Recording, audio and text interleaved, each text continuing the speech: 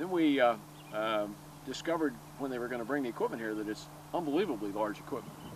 The wind generator came in 3 pieces: the blades, the tower, and the turbine, the generator itself. The blades are about 125 feet long, so a lot of square corners here in Portsmouth, so it's quite a trick to get the blades on site.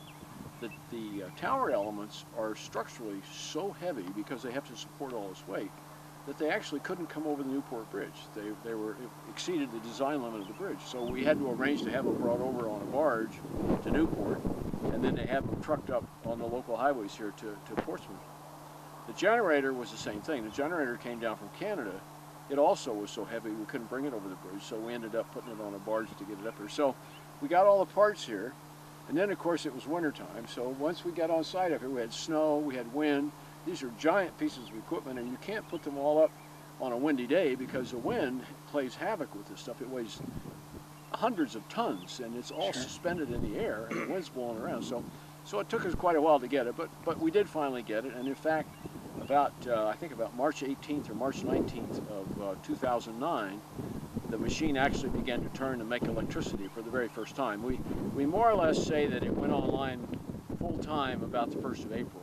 But roughly speaking, we've been about 26 months from the beginning of April of 2009 in production. Now, in that time, has the turbine proven to provide the amount of energy and the amount of trade-offs for the town that you expected? Remarkably, it has. In fact, we had the expected lifetime of the turbine is about 20 to 25 years. And when they do their forecasting, they take into account futures for natural gas and energy costs and everything. And so when you look at the model for economic results over the period, it's a little bit of a, it's not quite a sine wave, but it's up and down a little bit. Generally speaking, it trends up, and we've been almost right from the get-go as far as that. On your original estimates? On our original estimates, absolutely. Yeah. The first year, we knocked the ball right out of the park. The second year, because of less wind and then a couple of mechanical things that we had to take care of, we were a little bit less. But even in the second year, we were more or less right on the mark for what we said we would do, as opposed to an overachieving year like the first year that we were there. So what are we talking about in terms of energy or trade-offs for the town in this thing? What kind of good question. What kind of dollar figure can you put on that? So our goal, way back in 2005, our goal was to attempt to displace some of the cost for our municipal energy. It's we have about a $55 million budget. We have about a $550,000 electric bill, about 1%, and our goal was to do what we could to drive that towards zero over time. So the wind generator that we have here is a 1.5 megawatt turbine, and it produces, over the course of 12 months, it produces about 3 million kilowatt hours of energy. Maybe a little bit more than that, 3.2 million. The town uses about 4 million kilowatt hours of energy. So we're offsetting the energy our town uses about 3/4 of that value. And part of the offset that we get comes back in terms of savings that we have to accrue to pay off the debt. Sure. To pay the loan back, and for maintenance and other things, but the balance of that is split between the school department and the town. The school department represents, again, about 3/4 of the town's electrical consumption because of the high school, middle school, and everything, and then the town itself, traffic lights, courthouse, county, town hall, police department, etc. Sure. That's about 25%. So over the 26 months that we've been up and operating, the amount of energy that we've saved for the town has been almost exactly what we forecasted over the period in terms of the results we're delivering to the town versus the overall savings that we're bringing for the town. Now, can you put a dollar figure on that to make it more understandable to the layman? Sure. The town, we started out in April of 2009. The town was paying about 15 cents a kilowatt hour for energy. That's about $150 for a megawatt hour. So if we're producing 3,000 megawatt hours, that's 3 million kilowatt hours, that's about $450,000 worth of revenue that the machine offsets, that the town doesn't have to pay. And then we take about $250,000, almost $300,000 to pay our note down, and And the remaining couple $100,000 we split about $150,000 to the schools and about $50,000 to the town. So essentially, it can basically come off the town's electric bill. Absolutely. Well, exactly. I mean, Yeah. it goes into an enterprise fund, but because it's a standalone entity for the town. It's a Yeah. revenue item for the town. Sure. But yeah, the whole intent is to displace the town's energy bill. Gary, so now the wind turbine's been up and operating for a couple of years now. What does the town think about the turbine? Good question. Well, I mean, in a kind of a general sense, I think all of us, it's just become a landmark in town. I mean, it's just a part of the town. And to be truthful with you, occasionally when I'm driving down the street, I don't even notice the thing. It's like a street light. But in fairness to the question itself, I would say, generally speaking, the town accepts it. We really haven't had any formal complaints, but a couple of the residents, and they've talked a little bit about flicker, which is essentially when the angle of the sun is behind the blade of the turbine at certain times, there's a shadow that occurs. The blade itself creates a shadow. And 2 or 3 of the homes here, in the wintertime, when there are no leaves on the tree and the sun is just right, are in the path of that flicker. Sure. One of the fellows, the residents, on television in an interview with some folks from Cape Cod that were asking residents that question, what do you think? You know, he said that I think that he hadn't expected it. He doesn't like it. It's here. He's calculated more or less what he thinks he's going to have, and he's got something in the vicinity of 60 to 70 hours a year where it could be or can be a problem in terms of an annoyance for him at his home. I think his comment was all said. I guess he said he'd rather have that than all of the belching CO2 coming from the Sure. point power plant. And you have to have energy, don't you? Yeah, everybody has to have energy, and I think the other thing, of course, is a lot of folks have been concerned about noise. Well, as a matter of fact,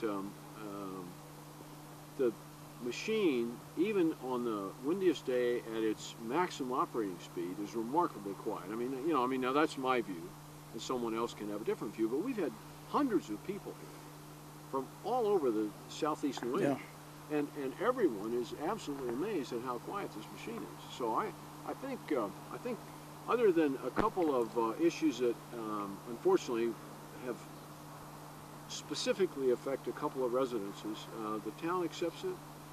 It's performing like it's supposed to. It's put us on the map. We've gotten, our governor's been here a couple of times. We've been on national television, National Geographic, CNN, all kinds of things. And I think the town has a right to be proud of being the first municipality in Rhode Island to actually have a significant renewable energy source and to show the way, to lead the way.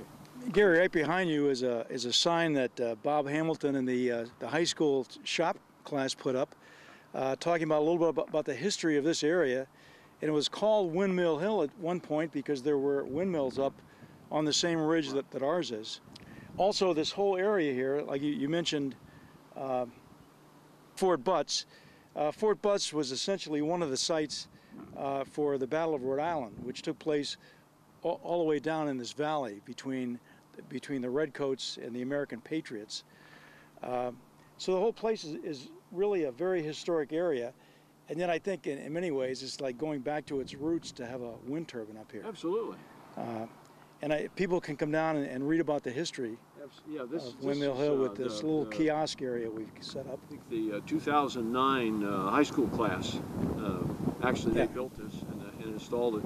And I think you were talking about the wind here in Windmill Hill. This is, as it happens, this particular site's the second highest place on the Quidnick Island, so it's a very appropriate place to be, you know, in terms of windmills. Gary, thanks very much. It's been very educational. Great. Let's go back to the studio. Yeah.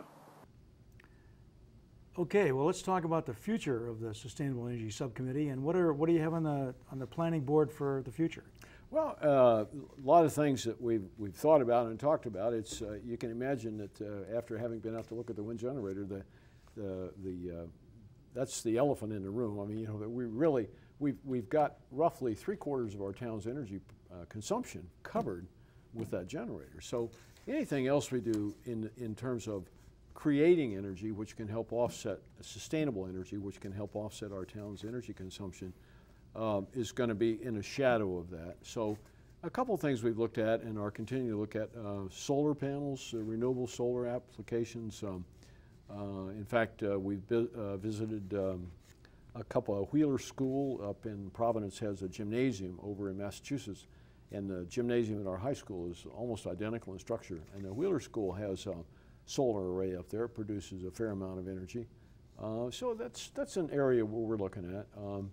We're participating in the East Bay Energy Consortium. 9 towns have banded together to more or less follow the model that we did here. That is, to combine all of find a location with good wind, and right now there's one of the communities that looks like it's got that, and then to consider 9 individual turbines, more or less one for each town. So more or less a wind farm for the towns involved. Yeah, absolutely. It's, I guess you could call it a wind farm. It's certainly our wind park. I mean, I don't know what constitutes a farm, but whether it's 9 or 29, But in any event, the idea would be that these turbines would be located in an area where they can, maximize the energy output from the wind that's available. The combined output of all of those would go into the quote-unquote virtual net metering environment, and then the towns themselves would all participate in the savings that comes from that output. And that's been really moved, the ball has moved a great deal forward there this year with this new legislation we spoke about earlier. Part of the intent of the legislation was to make sure that we could do that. The net metering legislation. Well, there are 3 pieces of the legislation. There's net metering, there's distributed generation, and then there's a Rhode Island Renewable Energy Board. And the 3 of them kind of act as the 3 legs on a stool to kind of make it a whole, and they all are interlocked. And so if the renewable energy, the East Bay Energy Consortium and its renewable energy configuration is best supported under net metering, that'll be possible with the new legislation. However, it may turn out that the distributed generation, which is, it's another word for net metering. I mean, basically, as we all know, there are very large centralized power plants that produce huge amounts of power, and then they bring that power to our communities over transmission lines, as the norm. And distributed generation means that we've got small generators distributed in the network so that we don't have the transmission loss, and we have a little bit more redundancy, a little bit more reliability. And distributed generation and net metering are 2 forms of the same renewable energy marketplace. So that's a huge step forward. I'm very proud of our state for having gotten this legislation passed. Sure, and I think that legislation is probably very important for the East Bay Energy Collaborative to move forward. It is. And not only that, if I could just stick on that point for a minute, on the legislation. As we learned in 2007 and 2008, we worked hand in glove over these last several years with our legislators to get the kind of legislation we needed.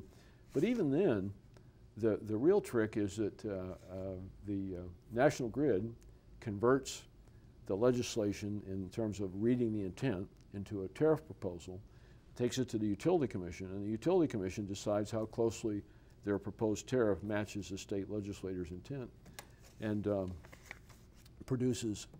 finally produces a tariff.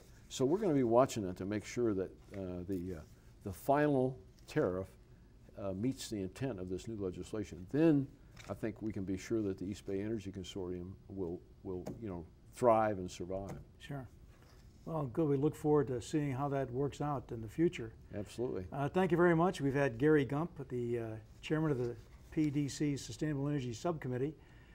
Thank you very much, and we'll be seeing you the next time when we do another session of It's the Economy.